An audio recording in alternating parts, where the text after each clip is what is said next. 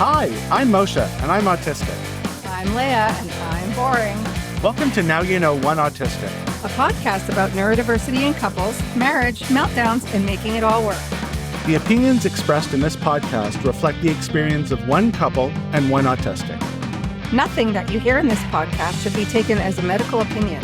And unless otherwise stated, no one is an accredited specialist in any of the many fields that comprise the autism spectrum. But as someone who is on the autism spectrum, I feel that my experiences will be very valuable to many of you, whether you're on the spectrum, a support person like Leah, or just a curious bystander. If you think that you or someone you care about may be autistic, consult your family doctor.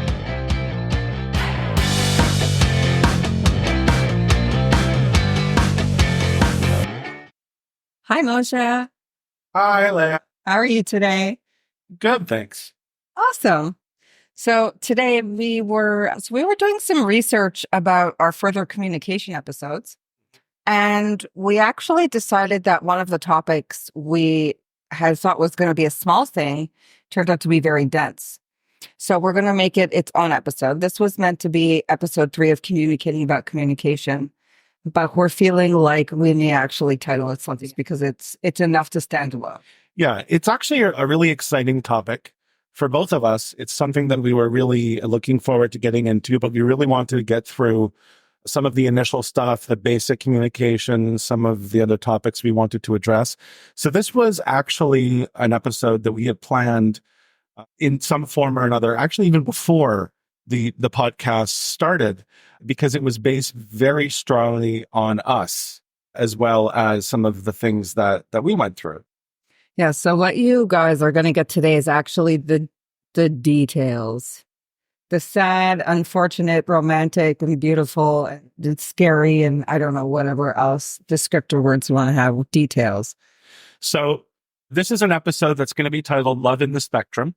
We are aware that there was a show called Love on the Spectrum, which some of you may have watched.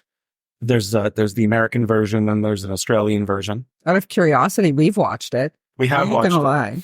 And we have some thoughts in particular about one of the I guess, contestants or because it was really, for me, because I was an adult diagnosed autistic. Is that a word? Adult diagnosed? Yeah. So diagnosis. Because I was a late diagnosis. Yeah. Because I was a late diagnosis autistic, I ended up having to try and fill in a lot of gaps in my own life and find relevance, because if you're diagnosed early and you can sort of grow up autistic, I mean, every autistic grows up autistic. You don't just kind of develop it at a later time, like I don't know, gray hair or whatever. But because I didn't have the chance, because I was denied, if you will, the opportunity to grow up autistic, I didn't actually understand why I did the things I did. I just did them. So looking back and accessing content of media and literature about autism, especially in younger people, really helped me to understand a lot of who I was and why I did the things I did. And because on this particular show, there were, I think all the people featured on the show are younger. Not all of them, but a lot of them, most of them, in fact, are younger than I am. And because one of the things that I struggle with a lot is socializing in general and finding and being in healthy relationships in particular, not because I didn't want to, but because I didn't actually know how. And that's actually what we're going to get into a lot today. Yeah. So we are going to discuss the show, but this episode is not solely about the show. It just plays into the overall theme. So I think that I should give you an idea about the inception of this idea, which was, I take notes all the time. And underneath communication, I just had a footnote that said, when you just don't tell her. And as I started to think about it and I started to research it, it became just this enormous topic that we thought deserved a lot of attention. So why did I write down when you just don't tell her? Let's summarize and then let's go into the history and the details. So the biggest question that I always had to think about and that I spent basically my entire life that I can remember thinking about is when it comes to Leah, is why I allowed so many opportunities to let her know about how I felt for her. As you might have heard in our very first episode, Leah and I met when we were 7, and I knew, to the extent that I suppose a 7-year-old can know, that I was in love with her. And it's not uncommon for small children to declare that they're going to marry, or they're in love with someone that they are friends with. But in my case, it was actually very true. And it's also not uncommon for that to change and not last, which is what everybody around us, and maybe including ourselves, thought. And so we met when we were 7, pardon me, and we are now, to be fair, we're in our early 40s, and we've been together for a while, but not as long as we would have liked. And it's not like we just kind of fell out of touch and didn't connect. We connected many times over the years, and somehow things just didn't click in the way that we wanted them to. And I spent years, literal years, asking myself, why is she not understanding how I feel? And it turned out that it was because I never actually told her. And it seems so simple. It seems so basic. And for a neurotypical, potentially, because I mean, there's going to be different levels of social awareness and stuff. But the way it normally works is you have feelings for somebody. You either tell them or you don't tell them. Either you understand them or you don't understand them, or you are given the opportunity to be in a relationship with them, or you're not. But in my case, it was much different than that, because I spent many years of my life convinced that I was telling her every chance I got how I felt. And I wasn't doing it in the way that you would expect under the terms of the word tell. Because I was telling her, but I was telling her by not using words that express that. So let's just give maybe a brief, or it's not going to be so brief because it's a long history, but let's talk about the actual events of what happened in our life. And then let's sort of unpack why they went the way that they did. So as Moshe mentions, we met when we were 7. Did you guys know that? Yeah. First episode. 7. Now you know one Autistic and one Leah. And you can check it out on all podcast streaming sites, as well as YouTube, and on our homepage at Podbean. Yep. And we were very close, as we mentioned in the first episode as well. Best friends, different socioeconomic backgrounds, different circles, except for the fact that we would see each other all the time. And as you have friends, especially of the opposite gender, when you grow up, or as you grow up and become a teenager, certain feelings tend to happen. Yes. And those feelings, it turns out, happened for both of us, but we continued to have sometimes not even so near misses. We actually dated for a while and didn't even acknowledge that we were dating. Yes. Just to give you an idea of that and how out of awareness I was, I only found out that we were dating when Leah reminded me that we were dating. I actually was under the impression that we'd never dated, not officially. It wasn't official because we never talked about it. Right. Well, we absolutely went on dates. Yes. The whole going to a museum, going to a movie, sitting across from each other and drinking the malted milkshakes, the whole thing. Like, it was really adorable when you think of it. It was dating without like a label. It was labelless dating. It was like one of those cans that you find at the grocery store where the label fell off and you're like, it's in the vegetable aisle, so it's probably vegetables, but it might not be. We were dating. We were doing dating activities. So we were probably dating, but we might not have been. Right. So the thing that for me made it feel like dating was how I felt about you. And I would just look at you and I would wonder, why is he so dumb? The other boys in my life were assertive about how they were feeling. And I was assertive about telling him I didn't want any of them. And I was just kind of waiting for him to do the thing so I could be like, yeah, let's date or kiss me or something. And those things just never happened. We're talking about We were about what, 14, 15? It was about like early teens. That's generally, and it's generally the most common time that these sorts of feelings start happening. Obviously, the concept of no longer playing in mixed, gender groups happens a lot earlier.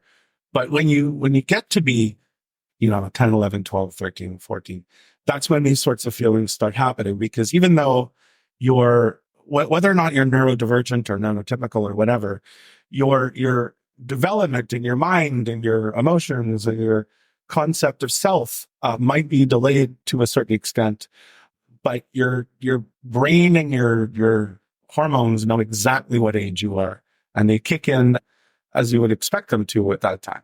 Yes. So I think I can't summarize that era of time much more other than to say that we both had feelings, all the feelings you would expect, wink, wink, at that time.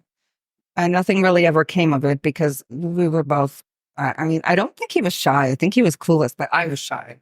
I was very clueless because I knew exactly how I felt, and I was certainly not, shy to share my feelings inappropriately with other people, those kinds of feelings and others, but never with her. And we had a lot of discussions about that. And it turned out that I actually was expressing myself to her. She just wasn't listening to me. And that was because I had sort of routined her into just someone that was very close to me and very important to me and very internalized to me. And it was very hard for me to, I guess you could say, break the mold. Yes, changing that kind of relationship is very difficult. But around that time, teens and hormones, we both very desperately wanted to, but we just never understood. For sure.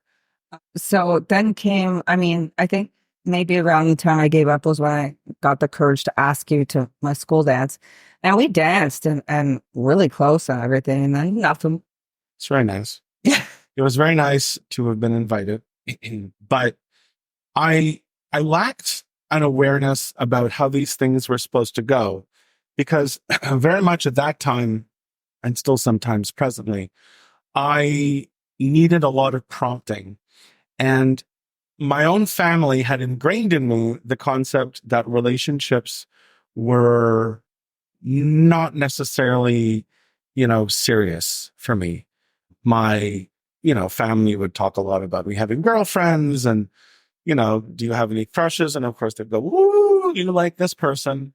And it was very awkward for me because it's sad to say, I didn't know what liking a person entailed. I didn't know what being in a relationship with someone entailed. I didn't know how to get to the level of being in a relationship. Most of my relationships at that point, regardless of what they were basically, I was existing in their space and things happened mostly by accident rather than on purpose. So it was like basically for me standing at the edge of a chasm, of a canyon, and looking across at Leah and going, "Gosh, I'd really like to be there." Yes, because I was one who was always very proper. Right. So if somebody, for example, was sitting with you in your room and they did, stuff to you, you would do it. But I would never do that because I was always very proper that way. And the understanding that I had, completely by accident, actually, was that any affection that you gave me was done in a very silly way. Like there were certain occasions where my sister dared you to kiss me, and then you kissed me and then ran away laughing. So I got the impression, well, this is how she sees me. She sees me like I'm just a, silly boy that you can do stuff to and then run away. So obviously she doesn't actually consider me to be a serious person in a relationship. And I don't really know what a relationship even involves, but I'm pretty sure that it shouldn't involve, kissing and then running away laughing. Yeah.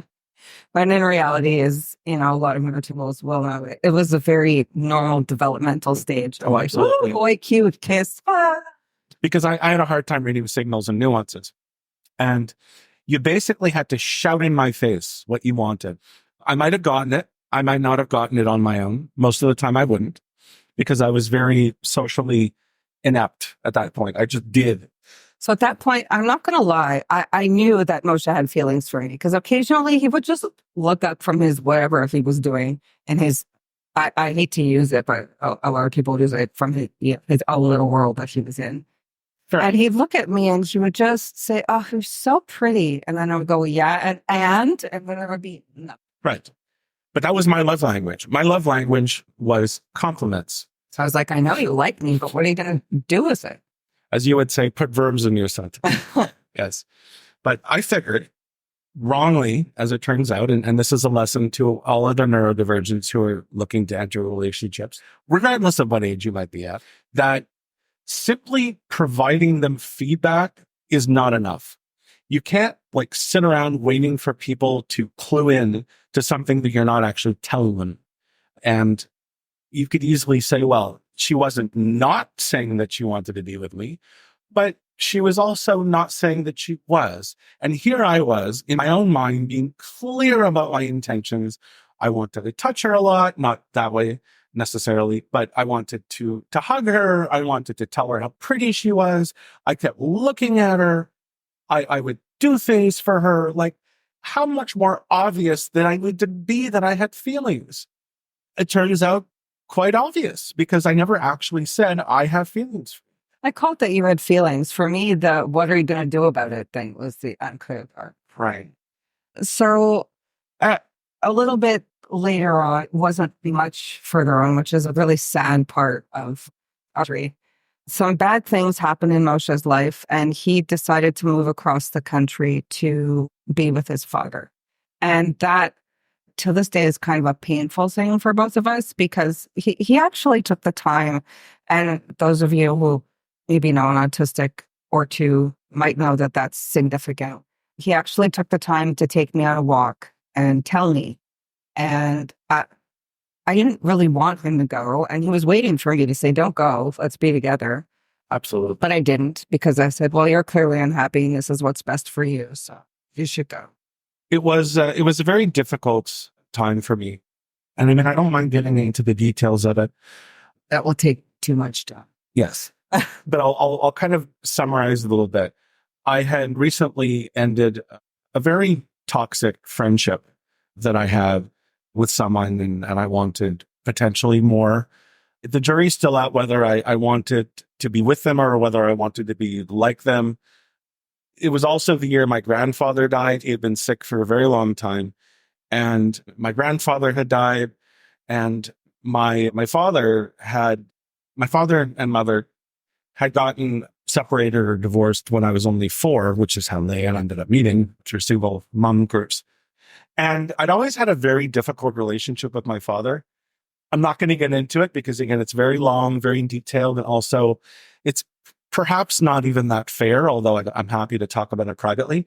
But there was always like chance meetings between him and I. And so this was like the first big move. Like, I have this space for you. You're going to have a bedroom. You have this life waiting for you. And if you would like to, we would like to have you come live with us. And I didn't really see an alternative at that point. In hindsight, it was one of the worst decisions I ever made because that year was a terrible year for me. And I ended up shortly thereafter returning to Montreal, a complete emotional wreck. Yes. So let's fast forward to that. Sure. Maybe a year later, I want to say. I hadn't seen you, talked to you, we hadn't written or anything. Right. About a year later, I had sort of not given up on him. I always remembered him. I was deeply in love with him, but I didn't actually know that because I was young myself. I always thought of him, talked about him and stuff, but I had sort of given up on him ever being there. So I graduated high school and I moved on with my life and I made new friends and I made a relationship happen. I went back to school because I hadn't finished all of the courses I needed to get into the college course that I wanted. So I went to, it was called the High School of Montreal at the time. It's for people who want to do sort of the higher level high school stuff before they can get into college of their choice. And there, during registration, lo and behold, there he was. Yes. And I couldn't believe that he was standing in front of me. And it was the same old awkward thing, like, hey, how you been doing, buddy, old friend, old pal? Anyway, math class, I guess. And he didn't do much to stop that reaction. Yeah. It was, I was there for the purposes of high school finishing. I had been unable to complete high school across the country due to the same issues that led me to be kind of forcibly returned to Montreal. And seeing Leia there was, it was a very difficult thing for me because on one hand, I deeply regretted leaving in the first place.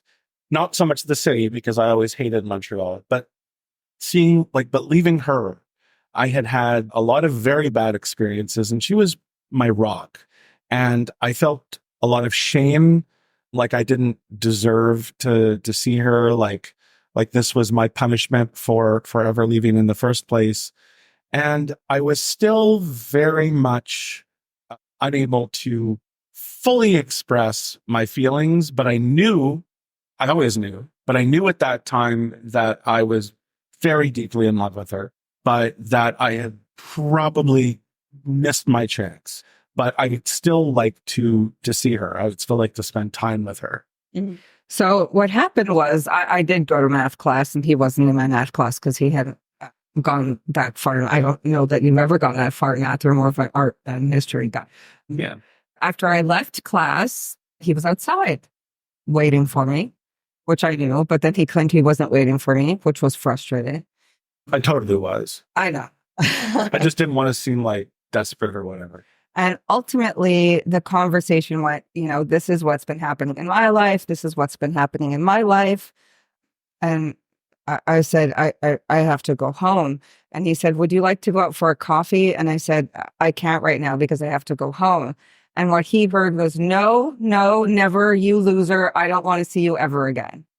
And that was a very tragic and sad thing because that was the last time we saw each other for years. Yeah, I took my shot in my mind, and as an autistic person, even though I wasn't diagnosed anywhere close to that point, I always struggle with formulating my thoughts into words that make sense. And I knew that this was my shot, and if I were to express myself, I had to do it then.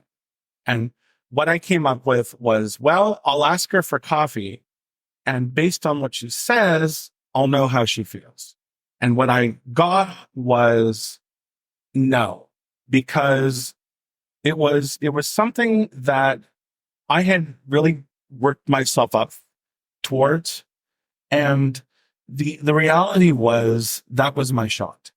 And she, by not dropping everything and running to my side and saying, of course, I'll go for coffee with you. I love you. And then music plays in the background and we live happily ever after.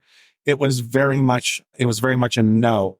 And I didn't really spend much time processing anything after, like, I can't. And that's exactly where it was left. Right. For me. So I stubbornly neurotypically didn't play my role in that unspoken romance story. So we're going to fast forward again. This is a difficult one. It involves a lot of people. We're not going to name any names or give any details because it actually involves other people being involved and hurt. We're going to fast forward now 7 years. 7 or 8 years. 7 or 8 years. I am engaged to this relationship that I mentioned happened when I was 16. He is married to somebody else with a baby. They're on the way. And his mother, who's maintaining sort of a friendship with my mother, has decided that she doesn't like his life situation and she doesn't like his wife. And that I would be a fantastic carrot on a stick to change that. Yes. I was married because it was... Be careful. I was married because it seemed like the right thing to do given my current life circumstances. And I'm not going to give details because that person is still, as far as I know, around. And I had a role to play, and it's not always, a pleasant role on my part either. But the reality was I was very lonely, and I had been trying to form relationships. And I felt that as long as I ended up with somebody, that eventually Leah and I would be together. I didn't know when and I didn't know how, but something in my mind told me that if I just found a distraction and took my time, that eventually it would all work itself out. And it didn't, because as much as I had a plan in my mind, it didn't quite work out because it involved other people. And one of the things that you will hear about autistics is that, unfortunately, and I'm no exception to this, they can be very selfish. And I was only thinking about myself, and I was only thinking about my circumstances, and I was only thinking about what I wanted. Mm-hmm. And in doing so, I involved a lot of people that really had no business being involved in what was basically just me trying to placate myself in preparation for a time indeterminate in the future when I could be with Leah. So very differently. I went into my, you want to call it secondary relationship, which was my primary marriage. I don't know how it's this other person with the best of intentions. I wasn't as romantically enamored with them as I was with Moshe, but they were a really good friend and we had a good time together. They were, I don't know, good enough to build a life with, because I didn't know if he would ever come around. And especially when he married someone else and had children, I went, okay, well, I guess that's it. Maybe we'll be together, when our spouses die and we're 80 in the old folks' home. But that was kind of where my head was at. So this time happened, and it sort of revolved around his sister's wedding. That was the premise or the guise that our moms had for getting us to see each other, I think, because otherwise I hadn't been in touch with his sister that much. So there was no other reason for them to invite us to, truthfully. Yeah. And what year was that? 2006. That was 2000. Oh, I know 2006 was like the pinnacle of that. But essentially, I had gotten married to this person in 2004, and our first child was born in 2005, and our next one was expected in 2006. And I had essentially decided, and I'm very sorry, but in the interest of being raw and honest and open, I had basically decided about a minute or two after I met them that I didn't actually want to be with them. And I didn't really know how to do anything about that. So when 2006 happened, I was basically trying to find a way out. Right. So it led to us seeing each other. And of course, everybody in the situation, including my spouse, I don't think his spouse really understood. My spouse did. That the second we saw each other, there was going to be just fireworks and issues for everybody. And that's exactly what happened. Shortly thereafter, he decided to move back to Montreal where I was, but bring his entire family, again, under the guise of, I don't know, a better job or a better life or something, which of course myself and my spouse, who was infinitely patient, helped get them an apartment and set up and everything. And we were good. We were really good for a really, really long time. We resisted the urge to be romantic for a very, very long time and kept things just friendly. Mm-hmm. And then some things, I don't want to get into the details of, but some things changed that led to a discussion. The first one actually of its kind that we'd had that was completely honest, where he asked me how I really felt and I told him. And then problems happened. Right. There was some really bad behavior on everybody's part, which led to some really hurt feelings. And ultimately me saying, this is not correct. You have a family and I can't be responsible for this, and sort of ending things. It was a very difficult time for both of us. And I just want to say for the record that I acknowledge now that infidelity in relationships is unacceptable in the best of circumstances. And when you had someone like me who at the time didn't actually think that I was doing anything wrong because I hadn't formed the kind of feelings that you would normally have seen Right. when you're in a relationship. So it was on me to apply the brakes. And of course, he took that again as an absolute rejection. Mm-hmm.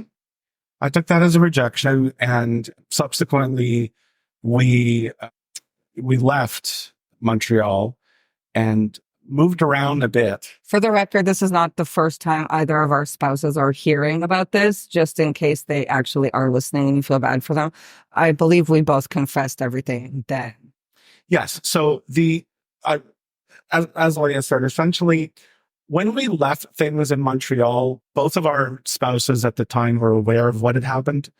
So it wasn't like as a rule. This isn't the first time they're hearing. Yes. And again, over the course of the past few years, we have, to the best of our own abilities, done what we could to make amends for the actions that we did and the roles that we played. And neither of our actions were very positive. And it's definitely something that we're not particularly proud of. That having been said, it was an opportunity for both of us to reflect on our own relationships and decide where to go from there. And at least in my case, where I went was to the doghouse, which honestly is where I deserved to be at that time, because it was completely unfair and unreasonable for me to act in the way that I did. And I really should have had the presence of mind to end things or not even start things before that. And that was the premise of my supposed rejection. What I actually was saying to him was, you need to end things and get your head straight before we even consider this. And he heard no go. Right. Because I'll freely admit that as you hear at the end of each of our episodes, autistics often have a hard time ending interactions. And you take that and then we multiply it by like 1,000, and you can possibly see how difficult it was for me to end a marriage. I want everybody to keep in mind that neither of us knew that Moshe was autistic at this. So it's not like I was currently under, if I had the understanding that I was autistic. So I thought it was just this normal man with this bizarre behavior, bad behavior. So this happened in 2006. My then wife at the time and I fully separated 7 years later in 2013. So that was 7 years of us essentially playing chicken with each other and trying to provide the other reasons to leave so that didn't have to be the bad guy. So while you were in the doghouse, where I got sent to was directly to the altar, because despite all that had happened, my partner actually still wanted to be with me enough that they wanted to lock me down. So I got the, I'll forgive you, but we're getting married right away talk. And that's what happened. And I heard about it because, and again, it doesn't look very good for either of us in a very positive light. But being honest, my wife at the time felt that the best way for me to get over Leah was to be reminded constantly that she disliked me by making up allegations of things that I had done to her, which I absolutely did not do. And she had no idea that it was even being told to me. And it was a way of just breaking me down to a point where I realized that this is where I was. This is where I needed to stand, because when it came to it, she rejected me. My wife at the time was my only, person who stuck by me when she absolutely shouldn't have. And she absolutely had no business doing. And I'll freely admit that. And it was through her own efforts, through her own Herculean, saintly efforts, that she even could deign herself to look at me after what I did, which is unreasonable at all. And a lot of this was helped in 2011 when my mother died. And if you look at our website, if you go to the bottom on the Podbean website, you'll see a picture of Leah and I and my mother and half of my sister's face. And my mother was a very important person in my life and in Leah's life. And she was one of the only people, besides her own mother, of course, that we shared in common. And when my mother died in 2011, it was an opportunity for her to remind me that despite our shared history, Leah didn't even bother to contact me. That having been said, she was actually told not to contact me. Right. So again, nobody can blame this person for what they did because they were just trying to salvage what they had left of their life. But they took it upon themselves to contact me about the death, therefore blocking any reason that I may have to contact him. And, at the time I figured it was fair. I don't know. So I mean, that was just a nail in the coffin for him about how she doesn't care about me. And for me, it was just, is he all right? Okay, I guess I'll move on because it was awkward enough talking to his wife, truthfully. It was a very difficult time for me, but it was even more difficult the next year, which, I mean, Leah can get into, because that was the year that Raya was born. Right. So fast forwarding. Yes. Mom passed in September of 2011. My mom, not hers. Her mom is my mom is alive, thank God. Not necessarily doing well right now, but we can talk about that. And I became pregnant with Raya in November with my then spouse. And unbeknownst to me, again, in an effort to continually remind Moshe how much I hated him, his spouse was showing him all the photos of my pregnancy and how happy I was with my husband and the birth and this beautiful new baby, and saying some things that weren't very nice to him, not about me, but to him. Right. And I didn't actually know. My first baby with, somebody who I didn't, again, particularly feel supported by or crazy in love with. However, they were a really good friend and advice. And to be fair to them, this may have been done at the time as a way of reminding me that I was, I guess we'll use the word pining for someone who had clearly moved on, given all the happy Facebook photos and the new baby and, her wonderful husband and like, why are you still thinking about this person when they're clearly not even thinking about you? And in fact, what it did is remind me about how unhappy I was. And it further divided us, because it was shortly after Raya was born, I found it within myself to decide that I was no longer going to stay with this person. The circumstances that led to that are not necessarily so favorable for me either. But to make another long story short, I had begun another relationship at that point. And rather than make the same mistakes that I had made with Leah, I had decided to be honest about it. And my wife at the time finally left. We didn't actually legally get divorced for another 2 years. And we tried to maintain a relationship for the sake of our daughter to the extent that it was possible. But my marriage at that point was over. And now I could freely begin to plan my next move in trying to win back Leah. Right. So he moves like a turtle, because we're going to fast forward another 8 years. Yes.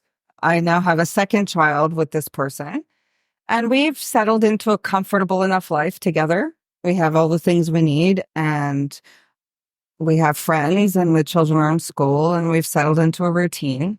And then the pandemic happens.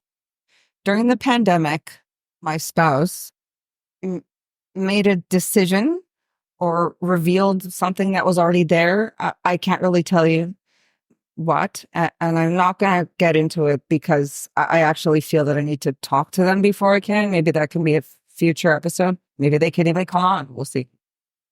That changed everybody's life and everything. And I tried to hang on. I really did, because being a child of divorce, you don't want to put your own children through that. But it was about a year into, me trying to hold on through these changes that I became so depressed and so upset that I just sort of felt like I couldn't go on. And the first person to come to mind that was going to rescue me was Moshe. So in the end, as it was always going to be, it was me who reached out. And I reached out with the funniest of questions and with no intentions necessarily. I just wanted to know. And what I asked him was, hey, remember that time in 1998 when you saw me at the High School of Montreal? If we'd gone out for coffee, would we have ended up together? Part one of the question. And part two of the question is, have you ever found happiness? Because I don't think I'm happy without you. And then stuff. And then our life, actually, because in an incredibly selfish, self-interested, and ignorant way, I had literally been waiting for a sign from Leah that she was ready for me. And this was my sign. And I said, okay, so now we are going to be together. This is going to be our happy ending. And this is the moment that I've spent at least, the last, 14 years waiting for. This is it. Like, this is the moment. This is our fairy tale ending. And much like the coyote that finally catches the roadrunner, I hadn't actually thought any further ahead than that. I was like, okay, I got her. So Now what? Now I got nothing. So we had to I had to figure out what to do now. Right. So ultimately, in a lot of ways, it was a beautiful, happy ending. We talked for a long time. And then I sort of consciously uncoupled from my spouse at that time because we were still living across the country. He had gone back to British Columbia for no discernible reason. But anyway, that's where he was. Seemed like a good idea. And I had more freedom and resources than he did at the time. So I went to see him. And to him, that's it. We're married now. To me, it was like, okay, well, I'm going to see where this goes. And where it went was we were very clearly in love and this was going to be a thing. And I started to slowly move myself and my children and my life to British Columbia after that. And you'll hear a lot about the struggles we've had as we go along in the podcast. But it was, in a lot of ways, a very beautiful, happy ending, but also a very difficult and interesting beginning. When you've spent your entire life essentially waiting for a moment that someone else had to initiate, you kind of write a script for yourself. And when the script is over, you kind of have to write a new one on the fly. And as you'll no doubt see from past episodes, and as you will no doubt see in future episodes, autistics are not good at doing things on the fly. So I had to essentially discover, without getting too much into it, because it's definitely going to be, like, this episode's for sure going to be 2 parts, if not 3. Because if you see our notes, this was, where are we? Like 1 paragraph in? Yeah. of a 4 or 5 paragraph outline. So there's going to be at least a couple of episodes just focused on the first 3 or 4 years of us together. And much like this episode, it's going to be very difficult because there's going to be a lot of really challenging topics that are going to be talked about. And it's not going to cast me in a very good light. I'll tell you that right now. Me neither, not always. And that's fine. People can call us on it or talk to us about it, message us. But you know what? This is actually the first episode where we sort of break away from the form of your average podcast, and especially your average podcast regarding neurodiversity. And you say, you know what? It's not always going to be roses. Autistics can be real jerks, and they can be really stupid, and they could be really dense. And again, not all autistics, but this autistic right here was about as dense can be. I'm not a scientist, but think of the densest mental you can think of. I was that dense. Lead. Thank you. I was lead. I was as dense as lead. I mean, I think, are denser ones, but I can't bring it to my brain. So, yeah. What does this all have to do with everything? Well, I mean, if anybody's ever seen the movie Sliding Doors, there are moments in time, many, many moments during that story. And I mean, we've experienced it, so we have all the details, whereas we've sort of shared some of it with you. Where if I had known he was autistic, or if I had understood my role in the situation, I could have brought any of this to an end for either of us and everyone else that suffered from, yes, unfortunately being our second or third or fourth choices. So this is going to be about a 1 hour long prologue to the episode. Right. Because the episode. So what we're going to discuss in the next part of the episode, because I don't think we have time to get into it, is how autistic teenagers need to be guided in terms of how to have a relationship, how to segue from being a child to having romantic interests, and what that might look like. It's very pertinent to our situation because that's where we've ultimately decided where we should have gotten together in order to maximize our happiness and minimize hurting other people. You talk about watershed moments. And for me, my life is full of watershed moments when it comes to Leah, because in any one of those occasions, I mean, definitely not the first meeting, because 7-year-olds are not generally socially accepted to be married, but at some point in the future, possibly 98, the meeting there, or possibly 97. We like to joke with Raya that if we had gotten together when we should have, she would be 30 years old. Right. And so what we're going to discuss in apparently the next episode is going to be sort of a follow-up to last time's episode about social interactions. Only we're going to take the 1 hour or 2 hour dinner party and really discuss how neurodivergents often struggle to make the kinds of social connections that can lead to relationships, be they friendships or romantic relationships. The approach, right, and that. also the neurotypical person, right? The neuro difference, because for me, it took me until I was very much an adult, a married woman with children, to understand that I could reach out to you and I didn't have to just wait there for you to be the guy and be aggressive with me, because that's what I was used. Yes. And as we mentioned at the beginning of the episode, the physical changes that happen with the person, the boy or the girl, and again, if you want the details of it, I'm sure there's plenty of podcasts about puberty are still happening. But when you're looking at a neurodivergent who is still developmentally delayed in many ways, not always, but again, in many cases, you end up with a person who is developmentally at a certain point, but physically, hormonally, sexually at a different point. And that can cause a significant conflict in how they relate to others and also how they feel about themselves. So when I developed feelings, they were an overall feeling, right?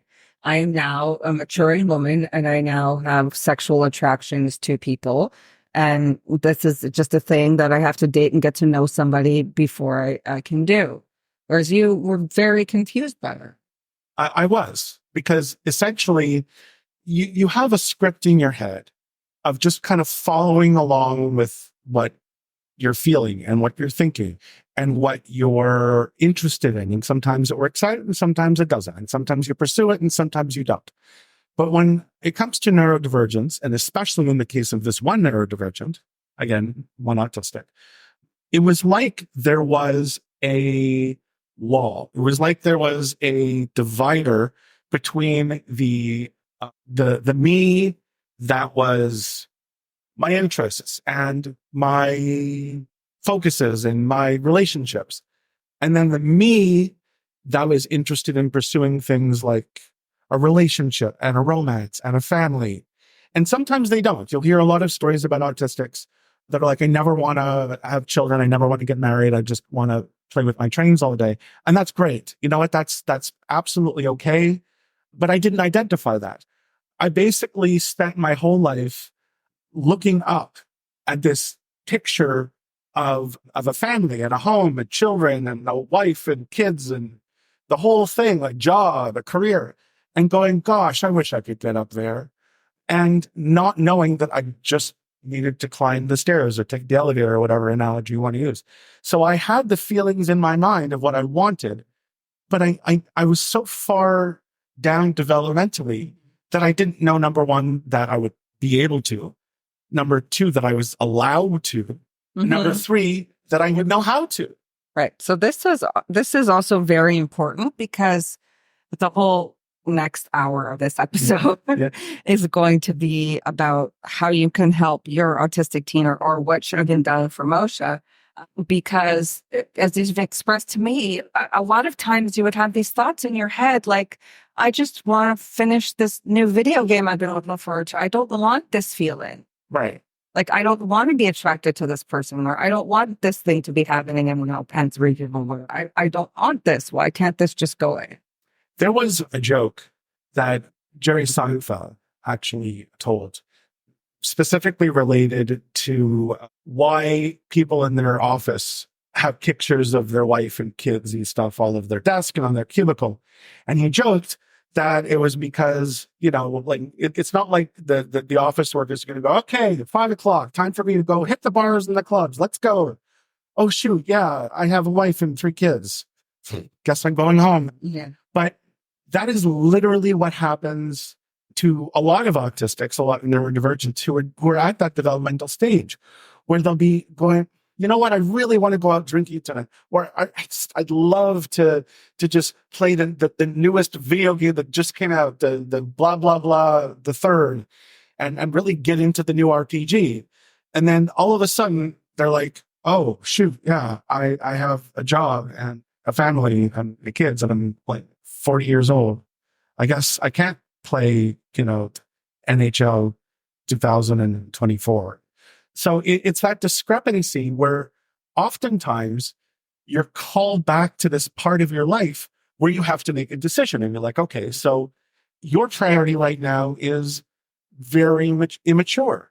So do you want that? Is that the life that you want? Mm-hmm. Or do you want the wife and the kids? As adults, we've had that discussion multiple times. Absolutely.